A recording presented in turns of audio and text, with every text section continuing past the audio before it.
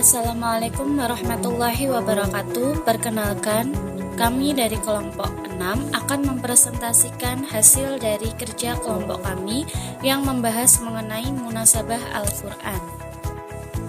Perkenalkan, nama saya Dewi Sartika dengan NIM 9327010020 dan dua rekanita saya. Yang pertama ada Karina Pujawardana dengan NIM 9327000620 dan Ika Nuraini dengan NIM 9327011420. Untuk yang pertama, saya akan menjelaskan mengenai pengertian dari munasabah.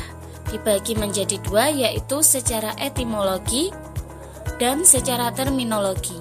Secara etimologi menurut As-Suyuti berarti al-musakalah atau keserupaan dan al-muqabarah atau kedekatan. Sedangkan menurut terminologi dapat didefinisikan menurut Az-Zarkasi, munasabah adalah suatu hal yang dapat dipahami tatkala dihadapkan pada akal. Nah, pasti akal itu dapat menerimanya. Sedangkan menurut Al-Arabi, munasabah adalah keterkaitan ayat-ayat Al-Quran sehingga seolah-olah merupakan satu ungkapan yang mempunyai kesatuan makna. Slide berikutnya saya akan menjelaskan mengenai beberapa contoh munasabah dalam Al-Quran. Ada beberapa macam munasabah dalam Al-Quran. Yang pertama, ada contohnya hubungan surat Al-Alaq dengan surat Al-Qadar. Dalam surat Al-Alaq, Nabi dan umatnya disuruh membaca. Yang harus dibaca itu banyak sekali, terutama adalah Al-Quran. Maka wajar jika surat yang turun berikutnya adalah surat Al-Qadar yang menjelaskan turunnya Al-Quran. Nah, inilah yang disebut keserasian susunan surat dalam Al-Quran. Contoh yang kedua adalah hubungan antara surat Al-Baqarah dengan surat Al-Fatihah. Pada awal surat Al-Baqarah tertulis kitab Al-Quran ini tidak ada keraguan di dalamnya. Nah, sedangkan pada surat Al-Fatihah tercantum kalimat tunjukilah kami jalan yang lurus. Hal ini berarti bahwa ketika mereka meminta tunjukilah kami jalan yang lurus, maka Allah menjawab, jalan yang lurus yang kalian minta ini adalah Al-Quran yang tidak ada keraguan di dalamnya.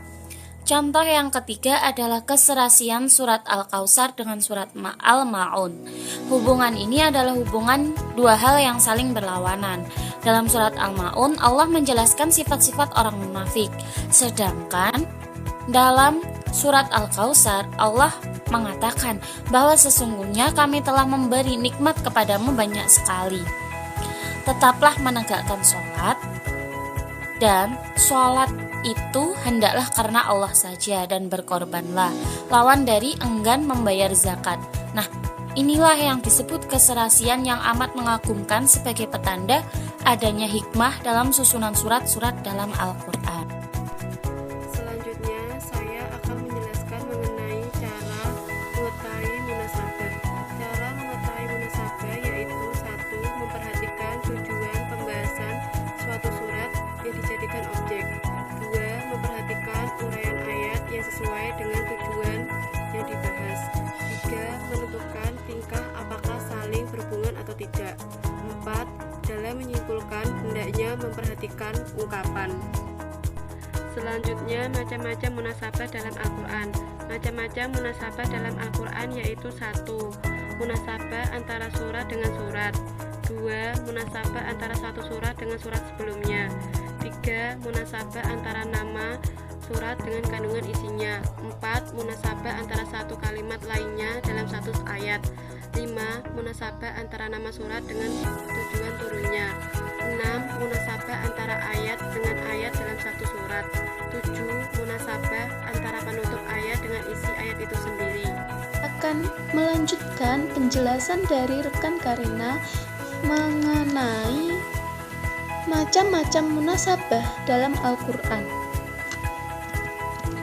Yang ke-8, munasabah antara awal uraian surah dengan akhir uraian surah. Yang ke-9, munasabah antara penutup surah dengan awal surah berikutnya. Dan yang terakhir, munasabah antara ayat tentang satu tema. Berikutnya, urgensi dan kegunaan mempelajari munasabah Al-Quran. Yang pertama, dapat mengembangkan sementara anggapan orang-orang tentang tema dalam Al-Quran yang kehilangan relevansinya.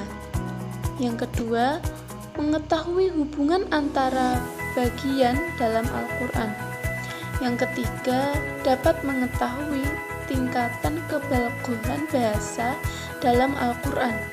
Dan yang terakhir, yang keempat, dapat membantu menafsirkan Al-Quran.